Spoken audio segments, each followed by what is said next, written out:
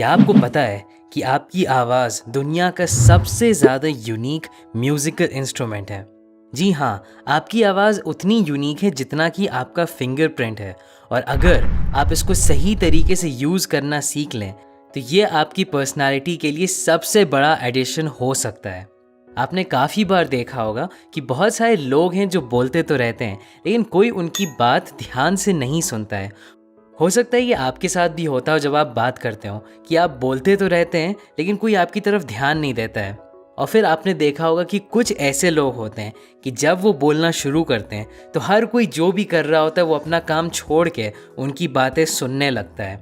कितना अच्छा होता अगर आप भी ये चीज़ कर पाते। इसीलिए इस वीडियो में मैं आपको सिखाने वाला हूँ कि आप अपनी यूनिक आवाज़ को कैसे यूज़ कर सकते हैं लोगों का अटेंशन ग्रैब करने के लिए। और जब आप ये करना सीख लेंगे तो लोग आपके एक एक शब्द को ध्यान से सुनेंगे।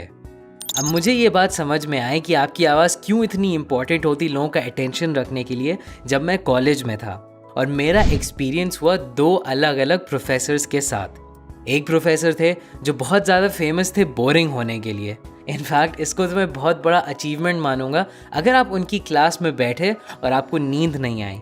और उनके जस्ट बाद एक दूसरे प्रोफेसर आते थे और उनका पढ़ाने का स्टाइल बिल्कुल अलग था। वो जिस तरीके से बोलते थे हर किसी को उनकी पढ़ाई हुई बात याद होती थी और सारे स्टूडेंट्स उनके लेक्चर को ध्यान से सुनते थे। अब सबसे बड़ा डिफरेंस इन दोनों प्रोफेसर्स में थी उनकी आवाज़ और जिस तरीके से वो उसको इस्तेमाल करते थे। पहले प्रोफेसर एकदम बहुत ही मोनोटोन तरीके से बोलते थे और उनकी पढ़ाई हुई बात बहुत ज़्यादा इम्पोर्टेंट होने के बावजूद भी स्टूडेंट्स उनकी क्लास में अटेंशन नहीं रख पाते थे। लेकिन दूसरे प्रोफेसर्स इस तरीके से बात करते थे जैसे उनके आवाज़ से म्यूज़िक निकल रही है। कभी कभी तो ऐसा लगता था कि वो गाना गा रहे हैं, लेकिन इसकी वजह से हर किसी का अटेंशन उनके ऊपर बना रहता था और हम सभी लोगों को उनका कंटेंट याद रहता था।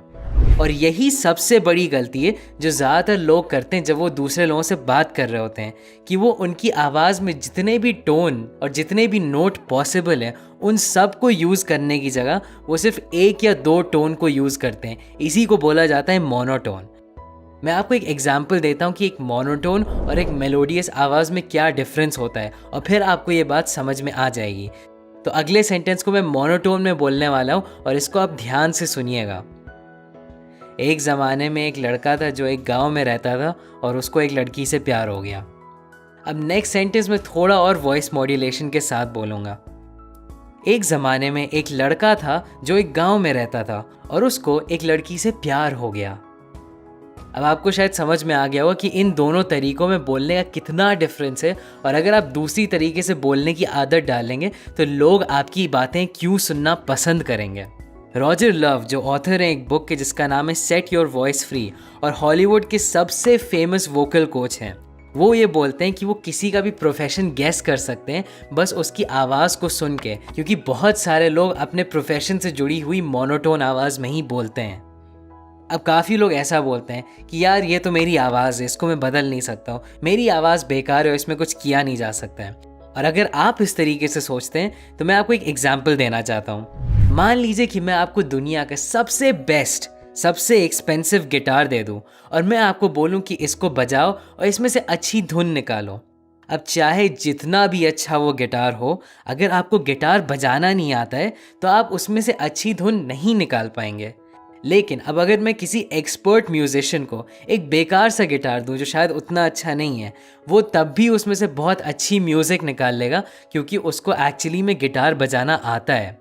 तो आपको याद रखना होगा कि आपकी आवाज़ भी एक इंस्ट्रूमेंट है। हाँ, ये माना कि सबकी आवाज़ बहुत ज़्यादा बेहतरीन नहीं हो सकती है और हर किसी की अपनी नेचुरल वॉइस होती है, लेकिन मैं आपको ये बताना चाहता हूँ कि आपकी आवाज़ जैसी भी है आप उसको इतना अच्छा तो बना ही सकते हैं ताकि लोग आपके ऊपर ध्यान दें और आपको अटेंशन दें। तो अब सवाल ये उठता है कि आप अपनी आवाज़ को और मेलोडियस कैसे बना सकते हैं, आप अपनी आवाज़ के अंदर म्यूज़िकलिटी कैसे डाल सकते हैं।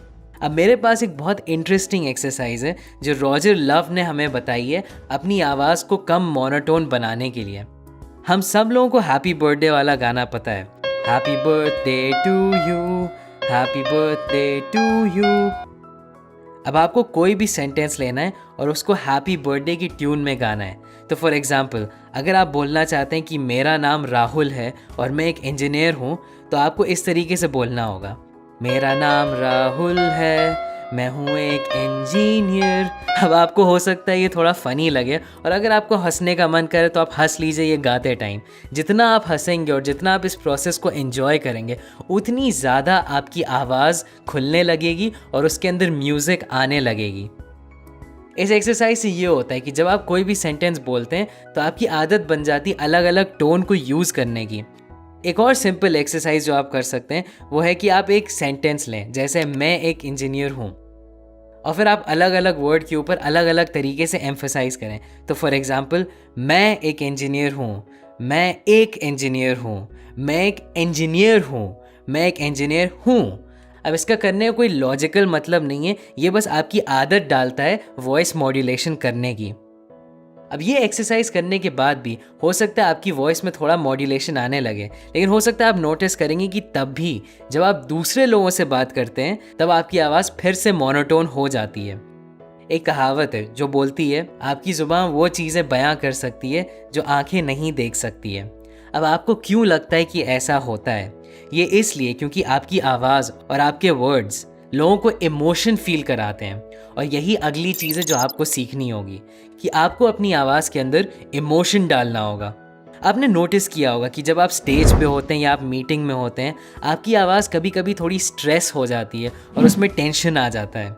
लेकिन जब आप अपने दोस्तों से बात कर रहे होते हैं या आप अपने फ़ोन पे वीडियो गेम खेल रहे होते हैं एट्सेट्रा, आपकी आवाज़ खुल जाती है और रिलैक्स हो जाती है। आपके पास बहुत अच्छी अपॉर्चुनिटी होती है जब भी आप किसी इंसान से मिलते हैं उनका अटेंशन ग्रैब करने की अपनी आवाज़ के इमोशन से। और ये करने के लिए आपको बहुत ज़्यादा चीज़ें समझने की ज़रूरत नहीं है, आपको बस कॉमन सेंस यूज़ करना होगा। आपको ऑलरेडी पता है कि अलग अलग इमोशंस का साउंड कैसे होता है। फॉर एग्ज़ाम्पल, एक उदास इंसान की आवाज़ ऐसे होगी, एक खुश इंसान की आवाज़ ऐसी होगी। तो आपको बस एक सिंपल सी चीज़ करनी है कि जब आप दूसरे लोगों से बात करें, आपकी आवाज़ में वो इमोशंस आ जाएं। मेरा एक दोस्त है जो एक बार मेरे पास आया और उसने बोला, भाई मेरी जॉब लग गई और मेरी सैलरी भी बढ़ गई है। अब ये सुन के मुझे बहुत कन्फ्यूजन हुआ, क्योंकि मुझे पता नहीं था कि मुझे उसके लिए खुश होना चाहिए या बुरा मानना चाहिए। वो मुझे गुड न्यूज़ तो दे रहा था, लेकिन वो जिस तरीके से बोल रहा था मुझे लगा कि वो उदास है। तो आप इमेजिन करिए, अगर आप यही गलती कर दें एक इंटरव्यू में या एक डेट पे, आपका फर्स्ट इंप्रेशन तो वहीं ख़राब हो जाएगा। तो मैं आपको एक एक्सरसाइज देता हूँ जिससे आप इसको भी ठीक कर सकते हैं। आप कोई भी मूवी की स्क्रिप्ट डाउनलोड कर लीजिए या आप कोई भी स्टोरी बुक उठा लीजिए, उसके अंदर डायलॉग ढूंढिए दो लोगों के बीच में, और फिर समझने की कोशिश करिए कि कोई भी कैरेक्टर क्या इमोशन दिखाना चाह रहा है, और फिर आप प्रैक्टिस करिए उसी इमोशन के साथ उस डायलॉग को बोलने की। अब पॉइंट ये नहीं कि आपको एकदम से वर्ल्ड क्लास एक्टर बन जाना इन सारे डायलॉग्स के साथ। पॉइंट सिर्फ ये है कि आपकी आवाज़ से इमोशंस निकलने चाहिए। आपने देखा होगा कि जितने भी बेस्ट पब्लिक स्पीकर्स हैं जिनको आप स्टेज पे देखेंगे, उनके इमोशंस ऑटोमेटिकली उनकी आवाज़ से निकल आते हैं, इसीलिए हमें अच्छा लगता है उनकी आवाज़ को सुनना। अब जब आपको पता चल गया कि आप अपनी आवाज़ को और म्यूज़िकल कैसे बना सकते हैं और उसमें इमोशंस कैसे डाल सकते हैं, अभी वीडियो बंद नहीं कर दीजिए, क्योंकि अगली चीज़ अगर आप नहीं अप्लाई करेंगे तो आप तब भी बहुत बड़ी गलती करेंगे अपनी आवाज़ के साथ, और वो है गलत वॉल्यूम और स्पीड। आपने कभी किसी ऐसे इंसान से बात करी है जो बहुत धीरे बोलता हो और आपको उसकी आवाज़ सुनाई नहीं देती हो और आपको बार बार उससे बोलना पड़ता हो कि यार थोड़ा और ज़ोर से बोलो? अब वो इंसान चाहे जितनी भी म्यूजिकलिटी और इमोशन अपनी आवाज़ में डाल ले, दूसरे लोग उसकी बात सुन ही नहीं पाएंगे। सबसे बड़ा रीज़न लोग अपने अंदर वॉल्यूम नहीं ला पाते हैं, वो इसलिए कि उनके अंदर कॉन्फिडेंस नहीं होता है। अब मैं आपको कॉन्फिडेंस की बहुत सारी टिप्स दे सकता हूँ, लेकिन सबसे बेसिक चीज़ जो आपको समझनी है वो ये है कि जो भी चीज़ आपके मुंह से निकलेगी वो परफेक्ट नहीं होगी। आपको ये समझना होगा कि आप और दूसरे लोग, हर कोई बहुत सारी गलतियाँ करता है बोलते टाइम। तो अगर आप अपने दिमाग में सोचते रहेंगे कि यार परफेक्ट सेंटेंस क्या है, इस चीज़ को मैं कैसे बोलूँ, तो आपका वॉल्यूम अपने आप कम हो जाएगा, क्योंकि आप श्योर नहीं होंगे कि आप क्या बोलने वाले हैं। एक बार जब आप इस मेंटल ब्लॉक को अपने दिमाग से हटा लेंगे तो ऑटोमेटिकली आप और ज़्यादा वॉल्यूम के साथ बोलने लगेंगे। एक और बहुत इंपॉर्टेंट फैक्टर होता है आपकी स्पीच में, वो है स्पीड। अगर आप बहुत जल्दी जल्दी बोलेंगे तो लोगों को या तो आपकी बात समझ में नहीं आएगी या लोगों को लगेगा कि आप बहुत ज़्यादा नर्वस हैं। और अगर आप बहुत ज़्यादा धीरे बोलेंगे तो लोग हो सकता है सोचे कि आप बेवकूफ़ हैं और आप बहुत ज़्यादा धीरे सोचते हैं। तो सही बैलेंस क्या है बोलने के लिए? अब मैं ये कहूँगा कि ये डिपेंड करता है आप किस सिचुएशन में और आप किस तरह के लोगों से बात कर रहे हैं। अगर आप एक बिजनेस एनवायरनमेंट में हैं, अगर आप एक बहुत बिजी बिजनेस एनवायरनमेंट में और बहुत ज़्यादा चीज़ें जल्दी जल्दी हो रही हैं, तो आपको थोड़ा और जल्दी बोलना पड़ेगा। और अगर आप रिलैक्स एनवायरनमेंट में अपने दोस्तों के साथ किसी पार्टी में, तो आपको अपनी स्पीड थोड़ी कम करनी चाहिए ताकि आप कॉन्फिडेंट लगें और लोग आपके इमोशंस अच्छे से फील कर पाएँ। तो बेस्ट तरीका मैं कहूँगा सही स्पीड समझने का है कि आप और लोगों पे ध्यान दें कि उस रूम में और लोग कैसे बोल रहे हैं और उसके हिसाब से अपनी स्पीड एडजस्ट करें। अब आप सोच रहे होंगे कि आपको कैसे पता चलेगा कि आपने अपनी आवाज़ इम्प्रूव करी या नहीं। मैं ये रेकमेंड करूँगा कि आप अपने फ़ोन पे एक रिकॉर्डिंग बनाएं अपने आवाज़ की और फिर उसको रिपीट करके सुने और समझने की कोशिश करें कि आपकी आवाज़ कैसी साउंड करती है।